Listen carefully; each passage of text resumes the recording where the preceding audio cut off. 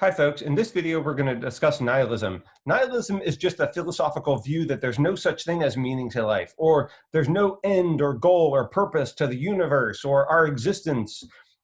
There's many different forms of nihilism. I just give you one example here, because you could say there's no absolute meaning, no ultimate fundamental truth or meaning to the universe. And it's something quite different to say there's no meaning at all, period, absolute or otherwise, whether that's meaning that's relative to my life or relative to somebody else's life. The thing that I want you to contemplate and try to figure out is whether Nietzsche subscribes to either of these theses. Is Nietzsche a nihilist? That's the question that I want us to try to answer. He says so many different things about nihilism, uses so many different terms and distinctions. I think it's really hard to make sense of ultimately what his view is regarding nihilism. So what we're going to do is we're going to try to clarify that in this video. Okay, let's first talk about this concept of absolute meaning. It shouldn't be a surprise to you that this is not just a denial of religious absolute meaning, like the idea that heaven or the afterlife or some fundamental truth to the universe is revealed by a religion. I think Nietzsche says the same thing about the realm of the forms, or in Plato, or in Kant. Kant has this idea of the noumena, or the thing in itself that's underlying the way that reality appears to us. That all of those things would count as some sort of absolute truth or meaning to the universe. And the first thesis in nihilism is just the rejection of those things. Now, let's see what Nietzsche actually says about it. Like, here's one example from his book, The Will to Power. You should know this book, The Will to Power, is somewhat controversial because it's a bunch of Nietzsche's unpublished notes, and they were edited by his sister, who I'll talk about in another video. So you have to be careful in reading these passages in A Will to Power. Maybe Nietzsche was just playing with a bunch of concepts, and he's not necessarily stating his own view. And so I think in order to compare, I want to compare them all carefully so we don't just take one of these quotes as definitive. So what does he mean, for example, by radical nihilism? How can we fit that into the distinctions we've made so far? Well, let's see what he says. The conviction of an absolute untenability of existence. See, this sounds like absolute nihilism or total nihilism. But then he says, when it comes to the highest values that one recognizes. So this talk about the highest values, a beyond or an in itself, what those things make me think is that what he's talking about here is just the first thesis. He's saying radical nihilism is the rejection of these sorts of meanings, that religion can give an absolute set of meaning to one's life, or that that thing in itself can really be the fundamental truth to reality. Notice he connects this with a theme that we've talked about previously in this passage, that nihilism, in this sense, rejecting these absolute values like the truth of Christianity or the truth of Plato's metaphysics, is just a consequence of our obsession with truth, which grew out of people like Plato and religions like Christianity, which posit that as a ultimate virtue. So there's a deep bit of irony that views, whether they were philosophical views based on reason and rationality, or religious views based on honesty and truth, undermine themselves because they promulgate a value of truth, which then is turned on themselves and leads Nietzsche to reject them in their own names. So when he's talking about radical nihilism here, I think what he actually means is the first thesis. Now let's look at a different passages. This Will to Power, passage 12, when he's talking about 3 stages of nihilism. Again, dividing things into stages can be confusing. What does he mean? So stage 1 is the idea that if you reject the thought that there's some fundamental goal to the universe, all of this change and strife, the evolution of life out of all of these chaotic natural forces, is it all going somewhere? Does it all mean something? Is it guided by some sort of supernatural power or some grand unity? So the idea that the becoming of processes in the universe has some fundamental goal, that is a way of attributing a type of meaning to the universe. And the first stage of nihilism is to reject that. The second stage is to say that there's also no grand unity. And that, I think this sort of stage 2, is not different than stage 1. This just naturally grows out of it.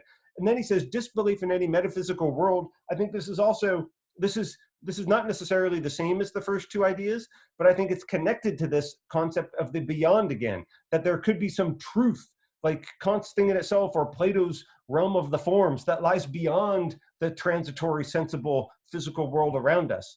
So I actually associate all 3 of these stages with this first thesis still. it's a denial in certain types of religious meaning and certain types of philosophical theories about the ultimate truth to reality.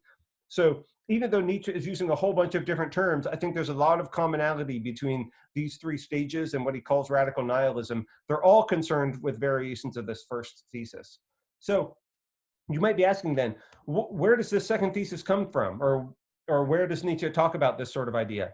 Let's look at another passage from Will to Power, the next one, passage number 13. So here he's talking about a pathological transition, this concept of nihilism. And what's pathological is the kind of generalization one makes, and it's an inference. So from the idea, this is what I'm thinking, is what he's talking about here is the inference from the idea that there's no absolute meaning, no beyond or hidden truth to reality, to the idea that there's no meaning, period, absolutely no meaning. So it's I guess you could shift where the word absolute comes. There's no absolute meaning to absolutely there is no meaning, or there, if that's not too confusing for you. It's the idea that we're going to generalize from the fact that there's no meaning in this sense, in terms of a heaven or a beyond that is the truth to our reality, to the idea that there's no meaning, period. There's the only kind of meaning could be an absolute one. So I think this inference that he's talking about actually requires a hidden premise, which I put in green here, that absolute meanings are the only kind.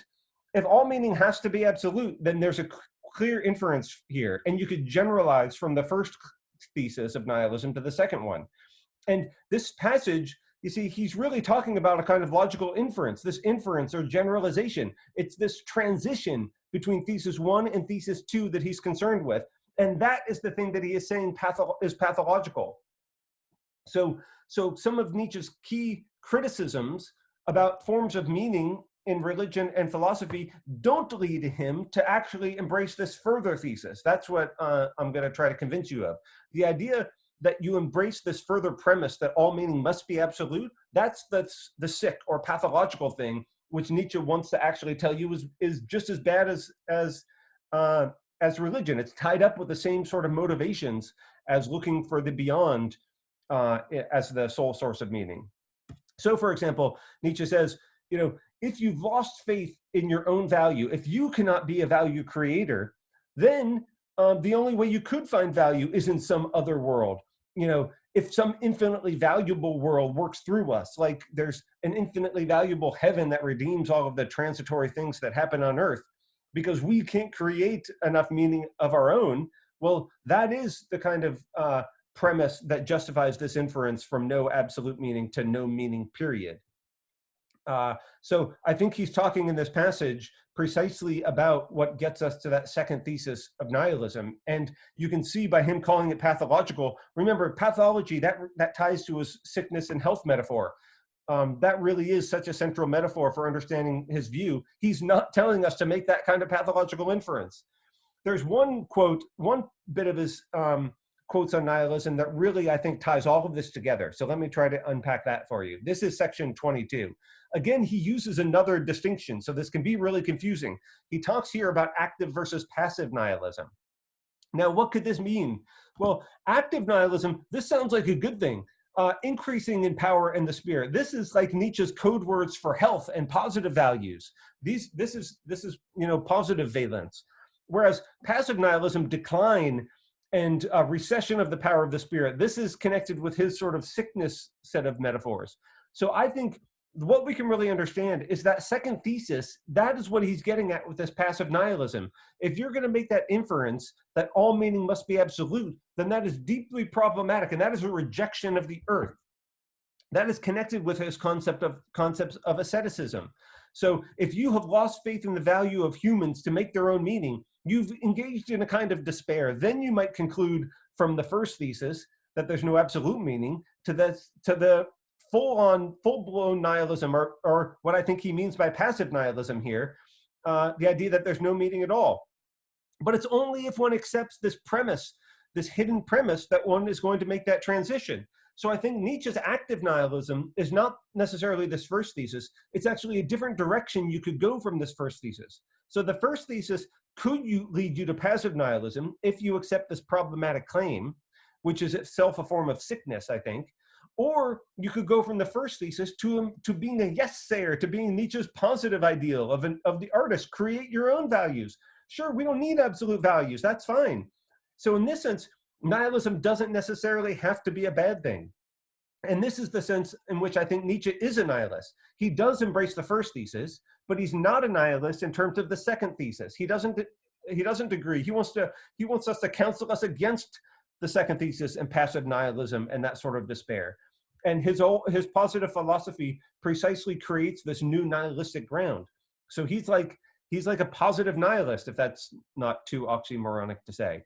So when we look at his contrast between his positive ideals and his negative ones, or between sickness and health, his fundamental metaphor, I think this really does map onto his distinction between passive and active nihilists. If you are led through this process of denial of life to think that there is no meaning because it would have to be absolute, then you can end up in this state of total nihilism or passive nihilism. But just being a nihilist doesn't lead you there. As long as you reject that key problematic inference, if you don't think that all meaning must be absolute, then you can still be a nihilist and have Nietzsche's positive ideals.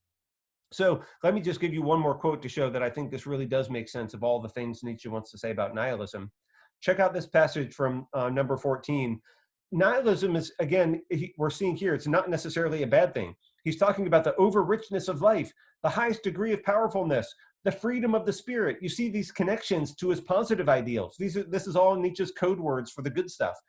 This is what he means by active nihilism. So when he just says nihilism here, what this is sort of illustrates, you have to really read this carefully and think a lot about it to figure out what all of the contradictory and confusing things he wants to say about meaning and nihilism.